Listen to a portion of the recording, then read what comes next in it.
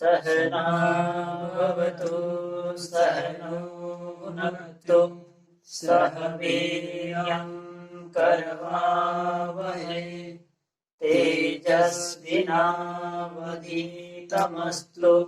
मा विद्विषावहै। ओम शांति शांति शांति।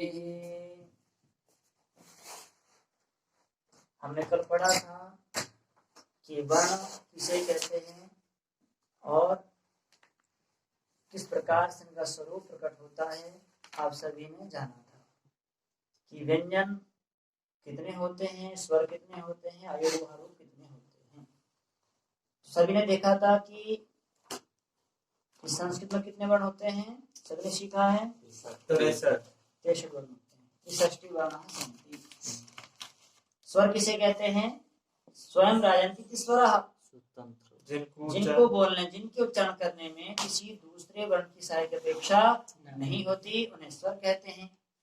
और अन्वय भवति व्यंजनमिति, अर्थात जिनको बोलने के लिए दूसरे वर्णों की सहायक अपेक्षा होती है, उसे क्या कहते हैं? व्यंजन कहते हैं। आगे समझ में हमने सीखा था कि अयोग बहारूप का उच्चारण कब कहाँ होता है? अनुस्वार है, विसर्ग है, जिह्वा मूली, उपधमानीय, अनुनासिक, ये सब उच्चारण स्वरों के स्थान पर होते हैं, कोई विसर्ग के स्थान पर होता है। जैसे मैंने बताया था आपको, विसर्ग के स्थान पर जिह्वामूल्य का उच्चारण होता है अर्धमात्रा में। कब होता है? क और फ परे रहते, क ख और प फ परे रहते, इनका उच्चारण किया जाता है। जैसे बालक पढ़ता है, बालकः पठति।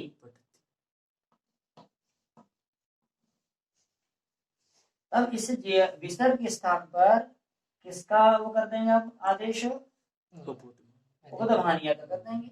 अर्थात इसको हटा के क्या लिख देना है? उपधमानीय। अर्थात उच्चारण कैसे करेंगे? बालक पठति।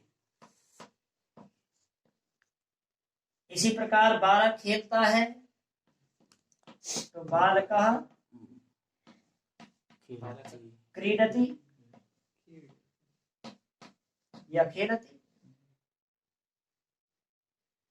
तब इसको हटा के हम क्या कर देंगे? इसके स्थान, विसर्ग के स्थान पर जिह्वा मूली कर देंगे।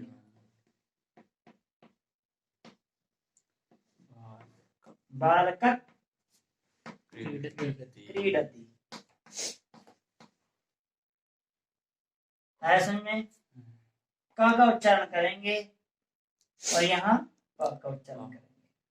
इस प्रकार से देखा जाता है। और ये पाणिनि जी का सूत्र है, कुपवोह कपौच। इस सूत्र के माध्यम से यहाँ पर विसर्ग के स्थान पर विकल्प से ये आदेश हो जाते हैं, जिह्वामूल्य और उपधमानीय। समझ में आया सभी को? आगे हम चलते हैं। जो वर्ण सीखा था हमने सभी ने,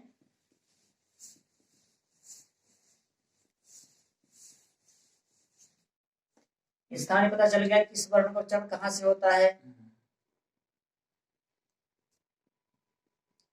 जिस प्रकार से पुलुत का उच्चारण होता है,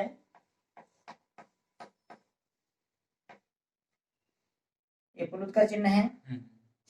इसी प्रकार ओ में देखते हैं आप,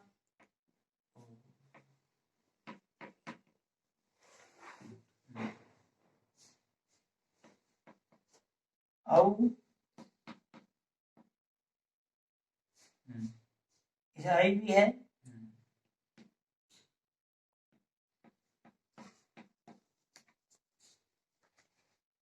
इनका उच्चारण 2 सेकंड और 3 सेकंड में करना है। इनके ह्रस्व नहीं होते, दीर्घ ही होते हैं और प्लुत होते हैं।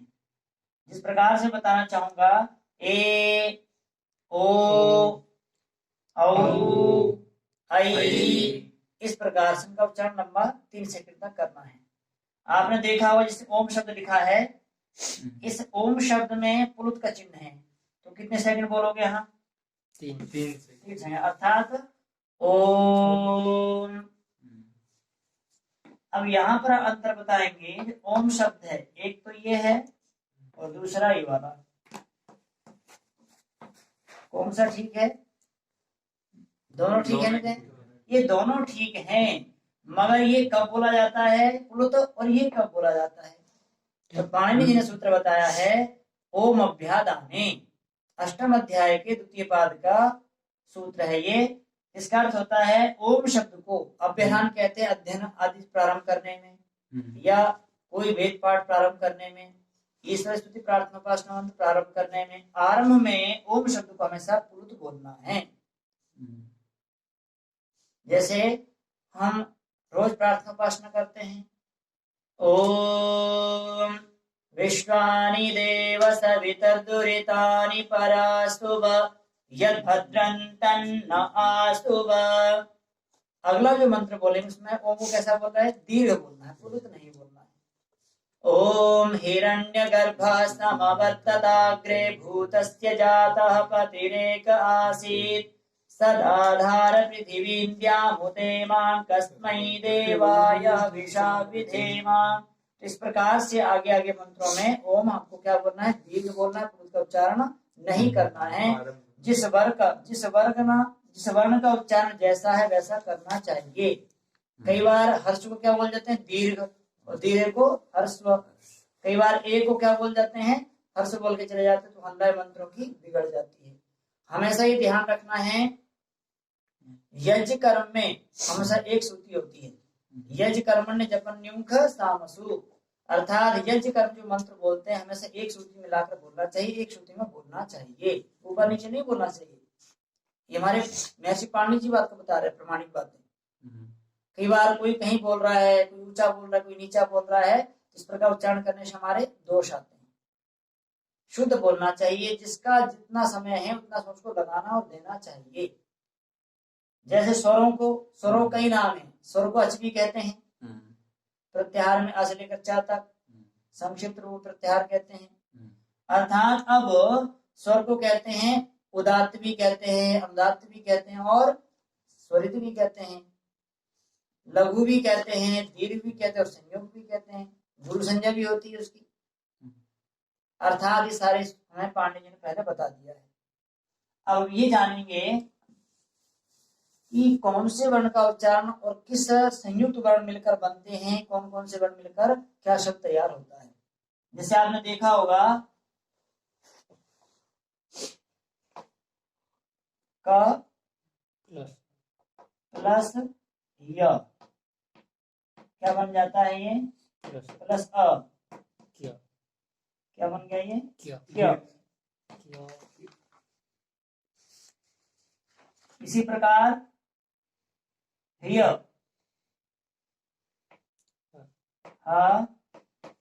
प्लस य प्लस अ बराबर इसको ऐसा लिख देते हैं क्र का प्लस र प्लस अ बराबर क्र। त्रा देखो, त्रा में कौन से अक्षर हैं? त र प्लस अ,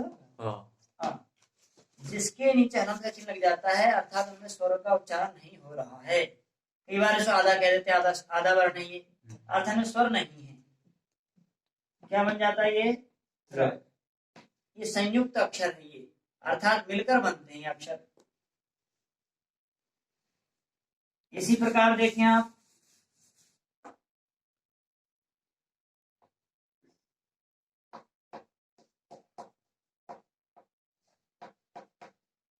क्या बन जाएगा?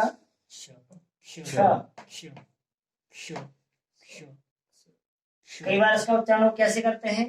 क्षत्रिय कच्छा बोल देते हैं, कच्छा।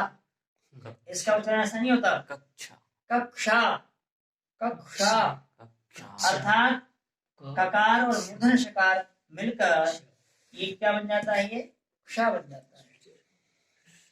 इसी प्रकार आप देखें ज्या, ज्या को खोले हम कैसे खोलेंगे उसको, ज प्लस या प्लस क्या बन जाएगा, जिया बन जाएगा, जियो। इसका उच्चारण कई बार लोग कैसे करते हैं, ज्ञा बोलते हैं इसको। जैसे ज्ञान, ज्ञान नहीं होता, ये क्या होता है, ज्ञान।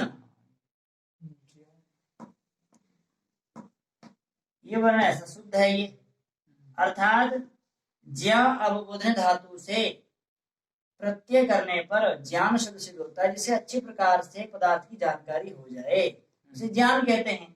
और कई बार जो क्या बोलते हैं, ज्ञान। यहाँ ज्ञान कोई अर्थ नहीं होता है, बोलते हैं क्या है, ज्ञान, लिखते हैं ज्ञान, अर्थात बोलते अलग है और लिखते अलग है। ऋषण का कहा है, हमें क्या आदेश दिया है, यथा वाणी तथा पानी, जैसा आप बोलते हैं वैसा आप लिख दें, ये शुद्ध माना जाता है। कई बार देखे होंगे लोग मंत्र बोलते हैं, मन लिखना नहीं आता। हमें लिखना और पढ़ना दोनों आना चाहिए।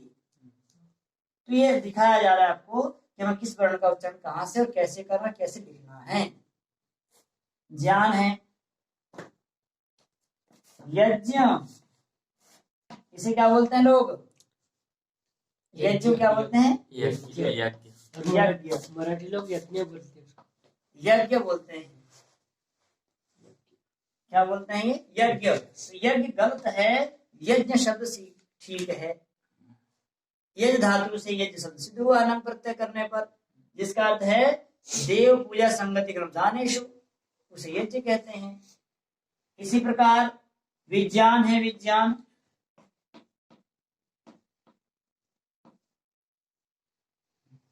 द्विउपसर्ग ज्ञान धातु है, विज्ञान बना विज्ञान। लोग क्या कहते हैं इसको,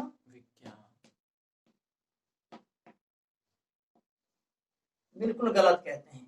तो ऐसा उच्चारण कहीं हो तो उनको तुरंत बताइए कि यहाँ पर जो ज्या शब्द बना हुआ है, इसमें ग और या नहीं है, इसमें जा और या मिलकर ज्या बना हुआ है। तो शुद्ध कैसे बोलना है, ज्या, ज्ञानी बोलना है, यह शुद्ध माना जाता है।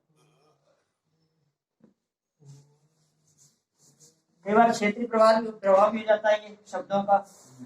ये कक्षा को क्या बोलते हैं, कक्षा। ये क्या लिखा है,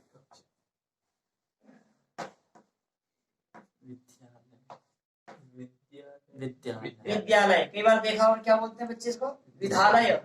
कहाँ जा रहे हैं बच्चे पढ़ने, विद्यालय में। विद्यालय का अर्थ नहीं होता, यहाँ पर विद्यालय क्या शब्द है ये, कई बार शब्द कैसे, ये है विद्या प्लस आलय, विद्यालय। संधि हो गई, यहाँ पर दीर्घ संधि हुई है, तो विद्यालय अर्थात यहाँ पर द और या मिलके विद्या बना, लिखने की शैली हमारी। विद्यालय नहीं बोलेंगे, इसको क्या बोलेंगे, विद्यालय, अर्थात विद्या का स्थान तो क्या कहते हैं, विद्यालय कहते हैं। इसको क्या बोलते हैं लोग, स्कूल बोलते हैं, स्कूल अर्थात ये ऐसा बोलते हैं। कई जगह तो ऐसा बोलते हैं, स्कूल, ये बहुत गलत है। स्टेशन को क्या बोलते हैं, स्टेशन को, ये क्या है,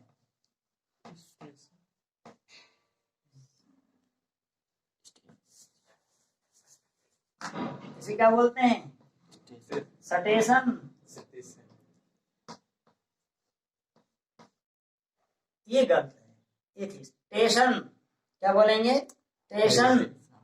स्कूल नहीं बोलेंगे, स्कूल, स्कूल, स्कूल, स्कूल। इसका उच्चारण तो कंठ तक रह जाएगा, मुख में रह जाएगा, क्योंकि बिना स्वर के व्यंजन का उच्चारण नहीं होता। ये हमें सीखना चाहिए। कई बार लोग इसलिए कहना पड़ता मंच से कि लोगों को कि मेरे शब्दों पर ध्यान ना दें, मेरे आशय को समझे, मेरे वक्तव्य को समझे मैं क्या कहना चाह रहा हूँ, मेरे शब्द पर ना जाएं। मगर ऐसा क्यों बोलना पड़े? हम ठीक ठीक शब्द का उच्चारण अच्छा करें, शुद्ध शुद्ध बोलें, ऐसे ऐसा मौका आना नहीं किसी को बोलने का। तो इसलिए हमें शुद्ध शुद्ध वर्णों का उच्चारण करना सीखना चाहिए। इसलिए शास्त्र में कहा है कि शुद्ध शब्द का उच्चारण करने से क्या होता है? धर्म होता है। आए समझ में? तो आगे से क्या नहीं बोलेंगे? विद्यालय नहीं बोलेंगे, स्कूल नहीं बोलेंगे, स्टेशन नहीं बोलना है या स्टेशन नहीं बोलना है। कई बार ऐसा बोलते हैं, ई लगा देते हैं, स्टेशन जा रहे हैं। क्या होगा इसका? स्टेशन क्या बोलना है? स्टेशन स्टेशन स्टेशन सकार बोलो, ठीक है ना? स्टेट बोलते हैं। तुम्हारा कौन स्टेट है? हरियाणा में कहते हैं कौन स्टेट से आए, तो कौन से स्टेट से नहीं बोलते, स्टेट। बोले कहाँ जा रहे? भागे भागे। बोले स्टेशन जा रहा हूँ। स्टेशन नहीं जाना है, स्टेशन जाना है। अर्थात इन शब्दों का गलत उच्चारण करने से जो आने वाली पीढ़ी में वही आपका अनुकरण करेगी, फिर उनको बताने वाला कोई नहीं होगा। जिस प्रकार से अर्थों का अनर्थ कर देते हैं लोग, शब्द का ठीक ठीक नहीं जानते, तो जैसे परंपरा चली आई है वो मानते चले आ रहे हैं। इसलिए हमें शुद्ध शब्दों का उच्चारण सीखना है, शुद्ध बोलना है, शुद्ध लिखना है। तो जो बोलने वालों के हैं, कितने गुण बताए ऋषियों ने? महर्षि पाणिनि जी ने वर्णोच्चारण शिक्षा में 6 गुण बताए हैं। वो क्या क्या है? माधुर्यमक्षर व्यक्ति, बोलो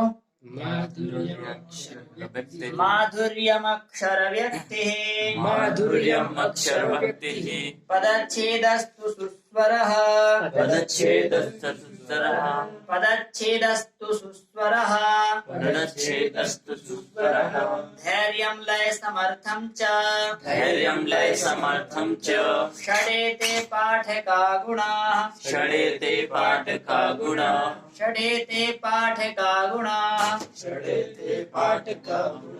अर्थात आप महर्षि प्रणीत पांडे जी के प्रणीत वर्णोच्चारण शिक्षा में बोलने वालों के गुण बताए हैं। कितने बताए? 6 गुण हैं।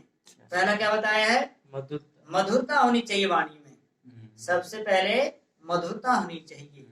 महर्षि दयानंद जी ने भी इस बात का समर्थन किया है। सुष्ठु कोमलम मधुरम प्रियकारी कल्याणकारी सर्वदा सर्वैः मनुष्यैः वक्तव्यम। ये कहा है सुष्ठु हमेशा क्या बोलना चाहिए? अच्छा बोलना चाहिए, कोमल बोलना चाहिए, मधुरकारी बोलना चाहिए, कल्याणकारी और प्रियकारी बोलना चाहिए। ये हमेशा हर व्यक्ति को बोलना चाहिए। ये किसने भी कहा है? महर्षि दयानंद जी ने भी इसकी व्याख्या करी। तो ये कहा है कि पहले हमारे बोलने में क्या होना चाहिए? सबसे पहले मधुरता होनी चाहिए। वाणी में विशेष प्रभाव पड़ता है व्यक्ति वाणी का। वाणी से व्यवहार करना नहीं आया, बोलना नहीं आया आपको, तो बड़े से बड़े कार्य, व्यक्ति के बनने वाले कार्य भी खत्म हो जाए, टूट जाते हैं। आपने सुना है कभी? एक बार क्या कौवा और कोयल एक वृक्ष में बैठे थे दोनों। कौवा और कोयल दोनों एक वृक्ष में थे। कौवा कोयल की आवाज सुन के सब लोग खड़े हो जाते थे, मुग्ध हो जाते थे, खुश होते, प्रसन्नता आती थी, कितनी बड़ी आवाज है, सुंदर आवाज आ रही, मीठी आवाज आ रही है। उसकी आवाज सुनने के लिए लोग दूर दूर जाते थे, पास में खींचे चले आते थे। इस प्रकार से वेद पाठ कर रहा है तो उसकी आवाज सुनने के लिए लोग अपने कार्य छोड़ के सुनने के लिए आ जाया करते थे। ठीक इसी प्रकार तो कोयल मधुर आवाज बोलती है, उसकी आवाज सबको पसंद है। और कौवा कैसी बोलता है? कर्कश बोलता है। कौवा कैसी आवाज बोलता है? कर्कश ध्वनि बोलता है। उस कर्कश ध्वनि से सब लोग परेशान हो जाते हैं। तो जो भी व्यक्ति देखता उसको, कौवा को, तो उसको मारने के पत्थर लेके तैयार हो जाते हैं मारने के लिए। तो कौवा कहता है कोयल से एक दिन कि मैं अपने स्थान को छोड़ के अन्यत्र जा रहा हूं। तो कोयल क्या कहती है कौवा को कि आप कहीं भी चले जाओ, अन्यत्र कहीं भी चले जाना, यदि आपने अपना वाणी का व्यवहार नहीं बदला, आपने अपना व्यवहार परिवर्तन नहीं लाया, आपने वाणी में मधुरता नहीं लाई, आप कहीं स्वर्ग में चले जाना, वहां भी आपको पत्थर ही मिलेंगे। अर्थात इसे शिक्षा क्या लेनी चाहिए हमें, हमेशा वाणी मधुर रखेंगे, व्यवहार अच्छा रहेगा तो आप छोटे और बड़े काम आपके ऐसे बनते चले जाएंगे। सबसे बड़ा प्रभाव था वाणी का। तो इसलिए क्या आप बोलने वालों को क्या गुण बताया पहले ऋषियों ने, मधुरता होनी चाहिए। उसमें क्या होने चाहिए, वाणी में मधुरता होनी चाहिए, अर्थात वर्णोच्चारण में मधुरता। दूसरा क्या बताया है, अक्षर व्यक्ति ही भिन्न भिन्न अक्षर अलग अलग अक्षर करके बोलने वाला होना चाहिए। पदच्छेद पृथक पृथक पद अलग अलग पद को बोलने वाला होना चाहिए। और बताया है सुस्वर सुंदर ध्वनि, अच्छी ध्वनि होनी चाहिए। और धैर्यम धीरता पूर्वक गंभीर होना चाहिए, व्यक्ति को धैर्य पूर्वक बोलने वाला होना चाहिए। और छठा बताया लय समर्थम विराम आदि तथा सार्थकता, और जैसा हर्षदेव पुरुत है वैसा उच्चारण हमें करना चाहिए। ये हवन करवाने के लिए क्या रखे थे उस दिन, मतलब आज के लिए देव जी को? आप बात कर फोन पे जाओ। तो मैं क्या कह रहा था कि बोलने वालों के ऋषियों ने 6 गुण बताए हैं, ये सभी को अपनाना चाहिए। मधुरता, अलग अलग अक्षर करके बोलना, अलग अलग पद करके बोलना, और धैर्य पूर्वक बोलना, लय समर्थ अर्थात कहाँ रुकना है, कहाँ विराम देना है, कहाँ विपरीत प्रश्न है, कहाँ बाह्य प्रश्न है, कहाँ किस प्रकार से किसका उच्चारण करना है, यह ठीक ठीक मिलके बोलना चाहिए। लयबद्ध जरूर बोलना चाहिए। ऊंचा नीचा बोलने में वो व्यक्ति को आनंद नहीं आता सुनने में, और वो कहता भाई तो कितना क्या बोल रहा है, इसकी बात समझ में नहीं आ रही है। तो हमेशा वर्णों को उच्चारण करने में सावधानी रखनी चाहिए, अच्छे से बोलना चाहिए। ये तो 6 गुण हमारे बोलने वालों के बताए हैं ऋषियों ने, 6 गुण हमें सभी को अपनाना चाहिए। अगला है दोष बता दिए हैं। क्या दोष बताए हैं कि जो बोलते हैं उन्हें क्या क्या दोष बताए ऋषियों ने, तो कहा है ग्रस्तम निरस्तम विलंबितम निरतमंबो कृतम धमाधमथो विकंपितम संदष्टमेणि कृतमर्थकम द्रुतम विकिरभेतासुर दोष भावना। अर्थात ये कहा है कि बोलने वालों के दोष बताए, ये भी उनमें दोष होते हैं, ये दोषों को छोड़कर बोलना चाहिए। जैसे किसी वस्तु को मुख में पकड़कर बोलना, दबा दिए किसी को, रोटी दबा ली या पेन दबा दिया, फिर बोल रहे हैं, स्पष्ट ध्वनि नहीं आती, ये दोष बताए हैं। जैसे किसी वस्तु को मुख से ग्रहण करके फेंकना, जैसे पानी भरते हैं बच्चे फेंक लेते हैं ना, फिर बोलते हैं, समझ में स्पष्ट ध्वनि नहीं आती, ऐसा नहीं बोलना चाहिए। और कहा है जिसका उच्चारण पृथक पृथक करना, उसको मिला के बोल देना, ये भी दोष बताए हैं।